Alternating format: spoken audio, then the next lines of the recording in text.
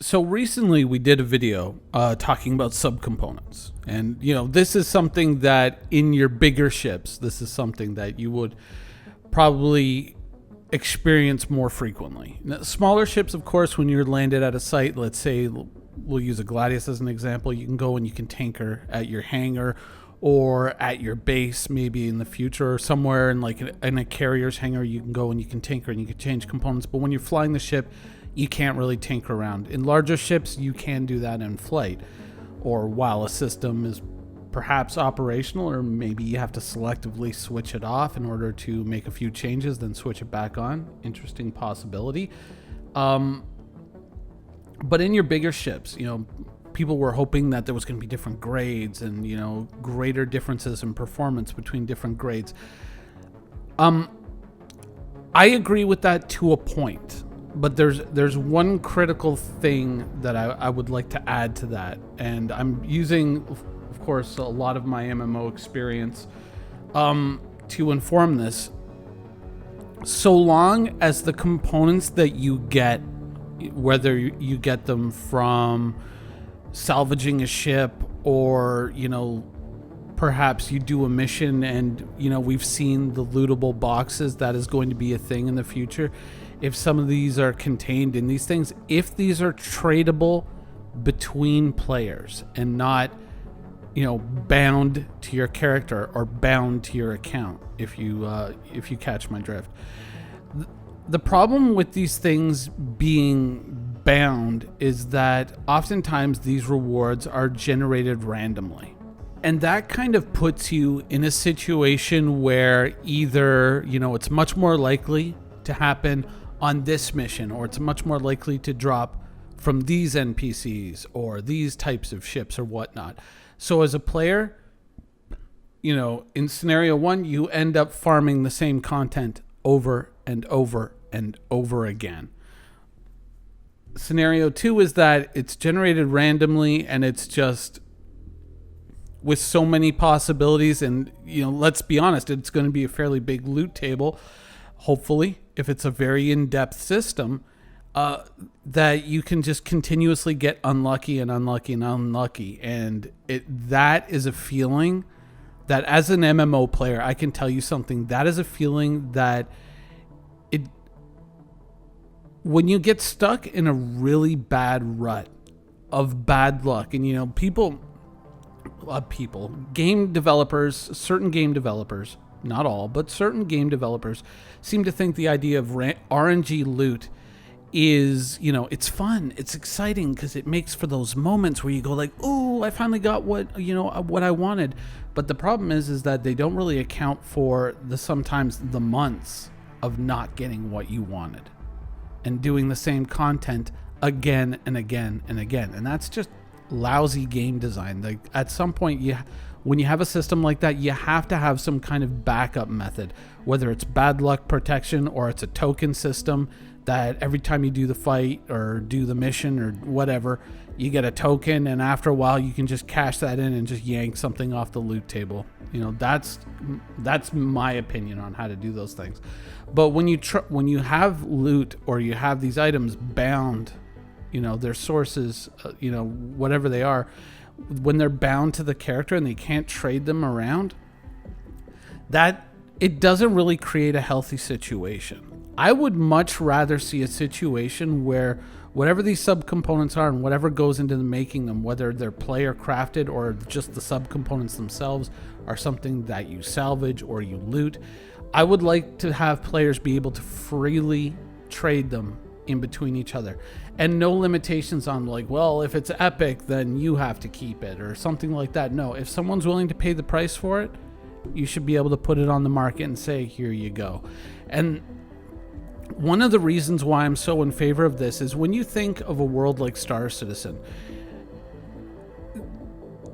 traditional MMOs that you may experience, your usual sword and board type things, or whatever. There's often a lot of fast travel methods, a lot of ways to get around the world really, really easy. And that's not really all that realistic. And so everyone kind of goes to one big marketplace, or everyone kind of goes to this one spot. But unfortunately, what happens is that you lose the chance to create small local economies in different areas. Like if you think about it, if there are certain weapons that are available on Area 18 that aren't available on Grim Hex, then what's to stop a player from basically buying crates of whatever, guns, grenades, whatever, bringing them to Grim Hex, marking them up a little bit, and selling them? I think that removes a dimension from the economy that allows players to freely trade in between each other. And, in the past, a lot of MMOs kind of use this as, like, oh, because if you get the epic loot on your character, we want you to have got it for having done, that fight or gotten that achievement or whatever. But in a game like Star Citizen, that's not really, like a thing, like you don't have to worry. It's like, am I going to get the Dragon Slayer title? Am I going to get the Dreamer title or anything like that? So I think that we should kind of move away, or stay away rather, because because CIG has not said anything that they're going in this direction. Let me emphasize that. And head towards the EVE Online model of doing things, allowing players to set up their own little hubs in different areas, and just it kind of organically develops on its own. I would think that would be a much better area. And for some people, you just want to go around and you want to blow stuff up, but I think that it would be really cool if we had these opportunities where a player out in let's say Odin. A player's hanging out in Odin, they're blowing up NPCs, but they're salvaging those ships as well. They're out there with their friends and they're doing salvage. Those components might be in high demand in Stanton, and it's not just the rewards that they may be getting for doing the missions or collecting the bounties from those people that they're killing out in Odin, but then there's a knock on, and we can sell the components. And so for the player who maybe runs cargo and is interested in those components but doesn't want to go to Odin and do the kill missions, if they're willing to part with the cash, they can get access to those components as well. That's how I would love to see that play out in terms of rarity, grades, and strengths and things like that.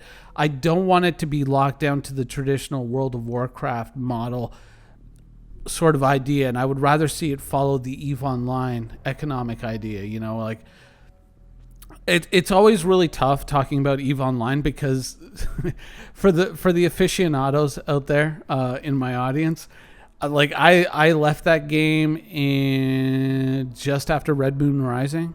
That's the name of one of the patches or expansions that I really remember, and I haven't been back since. But I still remember going out and buying Serpentis and Officer loot and stuff like that, and paying a premium like that when setting up my mothership and stuff like that. So that's the way that I would like to see it develop. I don't want to see like account bound or character bound or anything like that. I want as much rich and diverse trade in the game as possible. And that's kind of one of the things that in Star Citizen I wish we would start to see sooner rather than later, is the basic idea of an auction house being set up, or like a trader's market or a bazaar being set up in areas like Grim Hex, or at the time when we still had Delamar, that would be a great place for it too. And certainly in the big cities where players can trade between other players, and you can, like, it doesn't just require that you can open up a window between two characters and you can drag and drop your guns into it, and then the other guy can type in whatever amount of money and you trade like that. But the ability to take a big stack of guns or a big stack of missiles from ArcCorp, truck it all the way over to Babbage, and then put them up on the market where ordinarily they wouldn't be available, and you make a little bit of money on that transaction minus the the cost of your fuel and your time. But that's what I would like to see in Star Citizen. I think the component system would be a great way to kind of reinforce and build that up. The only thing when people start talking about grades and stuff, the WoW player in me cringes because I'm like, oh God, dude. Because, you know, the idea of something like that, especially if it's something really desirable, like something that works really well for the shields on your ship or the weapons, and you're like, oh man, now I gotta go and, you know, farm, you know, Crusader security for like a month to get all the components I need. It, you know, and it also kind of brings to mind the engineering system from Elite Dangerous, which is a fantastic system if it wasn't so damn grindy. And the grindiness, I realize, kind of takes the place of the end game, which kind of doesn't exist. You know what I mean? That, you know, that is that's what I would like to avoid. I would like to just see a free trading economy and let players just go nuts. And you know, this is the time to test these things and just see what that does. But I think overall, you know, the trading options that we have in the game right now, rudimentary, basic, I would like to see players being able to put up buy and sell orders and, you know, reinforce, you know, just that basic trading of items. But also, when these subcomponents do turn up, I want players to be able to trade them. You know, I want that to be a thing. And if someone's willing to take subcomponents out into very dangerous states or star systems like Pyro and what is it, Ruin Station in Pyro, and you say, oh, I'm going to take these components, I'm going to smuggle them into Pyro on my my Mercury Star Runner, and I'm going to put them up on the marketplace where, you know, ordinarily they wouldn't exist. That would be awesome. That would be the dream for me in Star Citizen's trading economy. And that's what I would like to see components be in Star Citizen. I have no problem with them being loot. I have no problem with them being random drops, but just don't make them bound to the characters or the accounts. Thank you for watching. So if you want to keep up with the latest and greatest in Star Citizen and Squadron 42's development, please follow us on our social media channels. See you soon.